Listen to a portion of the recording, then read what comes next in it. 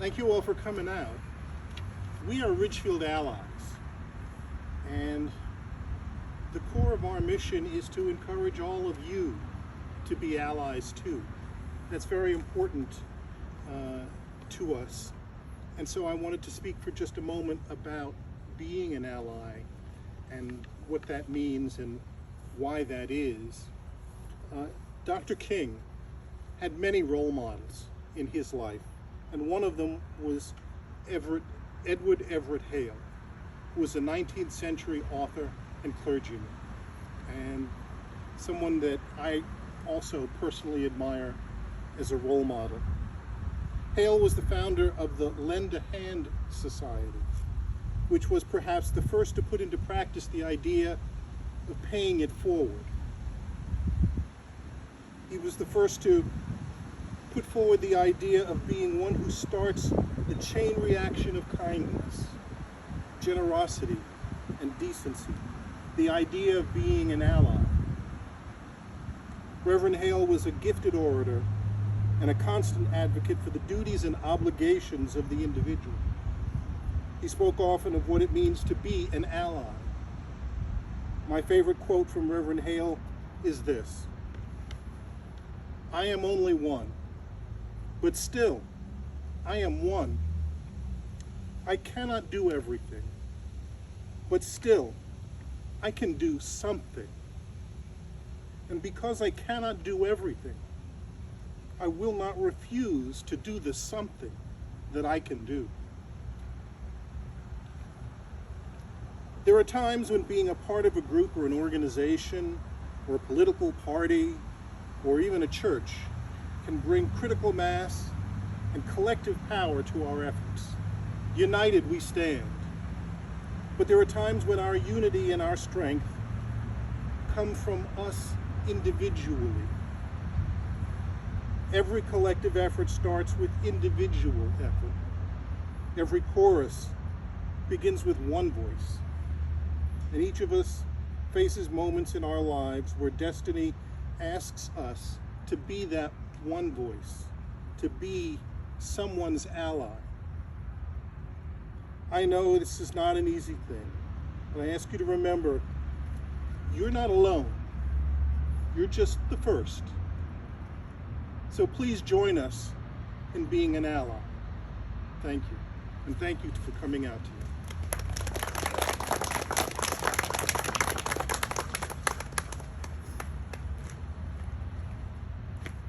If anyone would like, this last year there's been a wider recognition of being an ally, of what allyship should be, and what we need to how we need to rise to meet that challenge. Mark spoke a bit about it in his remarks. If anyone would like to come up and tell us what they think they learned, what they did different in this last year, or what they hope to do different going forward, and share with the group, we'd like to hear you. Any volunteers? Please come up. So I think it's important for me personally. I've lived in Ridgefield my whole life, and I think it's important to be a constant learner and to understand and empathize and really listen to people. I grew up with a different experience and a different perspective. In Ridgefield, it was a lot less diverse than it is even today. So I'm grateful that we've made some progress, but as Amy, our state rep, said, we're just not there. So what I've learned is sometimes what I think is the right direction is not always the right direction, and we have to listen to people. How are they feeling?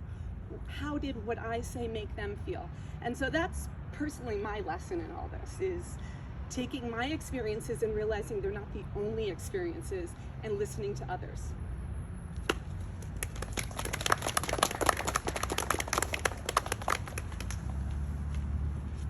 Anyone else? I can't be the only brave person. Thank you. My name's Daryl Jefferson. I'm Christy's husband and the father of those two over there. In the last year, it's been really interesting professionally because this is the first time in my career that I had to be professionally black. Right? I had to come to work and discuss all topics around, and I had to represent the race. And it was really challenging, both emotionally, spiritually, draining. But you can imagine my surprise and shock later in the year when I had to basically coach some of my Asian American colleagues who were experiencing some of the same horrible violence in different ways. So I think, you know, I didn't know what the lessons were teaching me or getting me ready for, but to support other groups and realizing that I don't have to be of that group to belong to the wider group. So.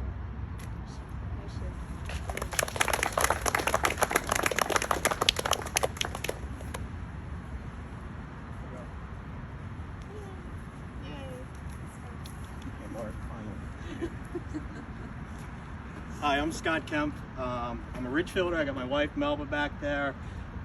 This last year has been crazy. I'm African American, so I'm an ally to others, but I would tell you a couple things. If you really, really want to be an ally, and I think Jessica, you hit on it, is you got to listen. You know, listen to what people were saying. I was involved in the marches in Danbury, and I was involved in some other stuff that happened down there with a young woman, with the police and all that type of stuff. And I met Julie Kushner, right? She's the other state senator down there. And when we talked, and we were up on a Sunday morning helping this young woman with the police are frankly kind of ignoring her at the same time. And she said to me, she said, Scott, and we were talking about like the protest, she said, Scott, one thing someone told me is just listen and observe at first, okay? And then you got to ask the questions and that type of thing. So, and I'm gonna be real straight with you. Like, I lost my job. I was in a bad situation. It was terrible. I can't really talk about it, but I'm gonna tell you about the allies that helped me. I enrolled in a program that helps move people into the nonprofit sector, and when it came time to reach out to people and ask them, hey, what did you do, and that type of thing. And these weren't all African American folks, these were white folks, these were black folks, these were Hispanic folks. 90% of them gave me great advice. And I swear to goodness, I felt like I had this huge cheering section behind me. I didn't tell them, hey, can you get me a job? No, I just explained and they helped me. But in the end, the biggest thing I had was that support network behind me, right? So, and then the other thing I would say is kind of look around, right? You guys are the allies here, right? You're the allies. But man, how big is Ridgefield, right? Come on, think about it. So, but, and I'll leave it on this. Please, when someone says something in your circles that is racist, that shows unconscious bias, you got to speak up, right? And I'm telling you, like, sometimes I have a hard time coming up with a good comeback, right? And I was taught these couple of things, and I have the list if you want to just email me or hit me on Facebook, but how to respond. And this great he's a great moderator that teaches this class, gave me the list, but one of the big things is just saying, hey, tell me more, right? That gives you a little time to think. Or why would you say that? If you were that person, how would you feel if someone said that, right? Because, you know, stuff happens to me where, like, I remember right before COVID, I was at the one of the Bethel gas stations, and there's hardly anyone there, right? And I'm pumping gas, and this woman starts yelling, go back home, and I'm thinking she's crazy, right? I don't know. And she's talking to me, but I didn't know, like, it didn't even hit me until I was at home, which was like 10 minutes away. So, I ask you, be allies. When stuff comes up, you got to say something, do something. If you can't think of the right word, then come back the next day and say something to somebody, right? Because that's how we break it. We can't have people getting killed. We can't have 9-year-olds getting pepper sprayed, right? 9-year-olds getting pepper sprayed. And no one even talks about it. It just goes away, right? It's acceptable. So I thank you. Let's get some more friends out here and let's keep on challenging the system, all right? Thank you.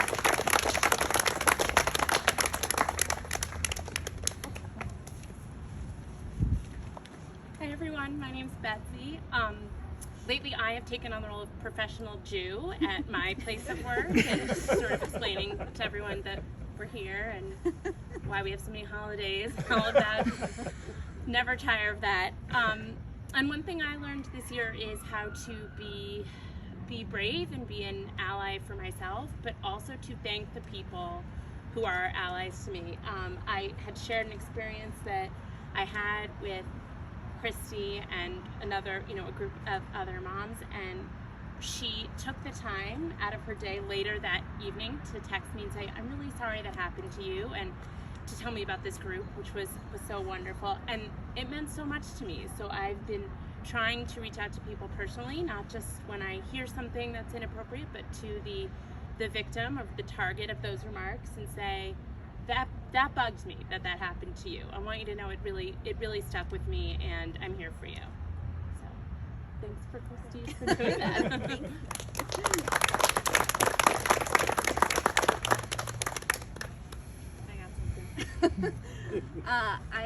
I definitely have been going through a longer process of learning about this than the past year, because I've been with Daryl for a long time now. But the one thing that I feel like has really come into focus is I think for a lot of people, you start talking about this stuff, and the more that people are aware of it, they're like, oh, it's exhausting, right? It's like completely exhausting, and it is. It's very draining, and it's very emotionally hard.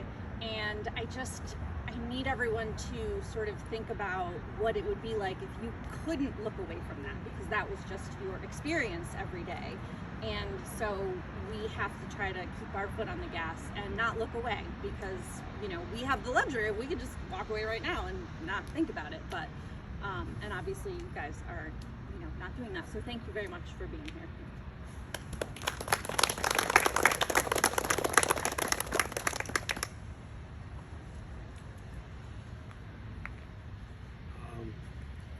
No one has anything else. I'll just share my own observation. And most of the people here, probably all of you, have already recognized this and come to this realization. It actually hit me this year. It's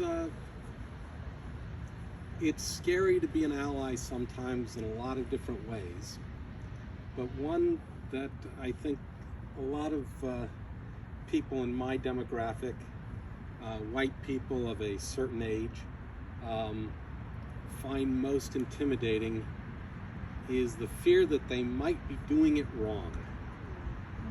And you know what?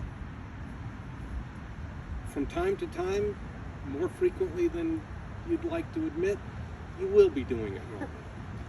Make that mistake and learn from it and keep going.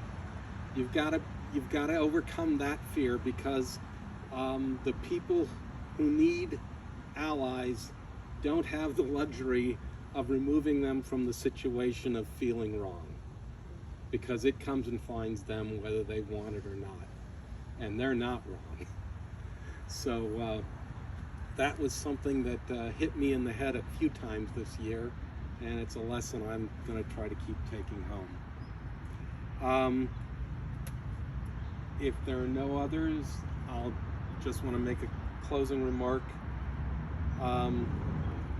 Deaths such as George Floyd's are the permanent, comprehensive injustices visited upon victims. They are the injustices that, for good and right reasons, most horrify and repulse us. While most obvious, however, they are not necessarily the most insidious and far-reaching. The everyday low dim, below the radar unless you are the victim, those injustices that confiscate opportunity, hope.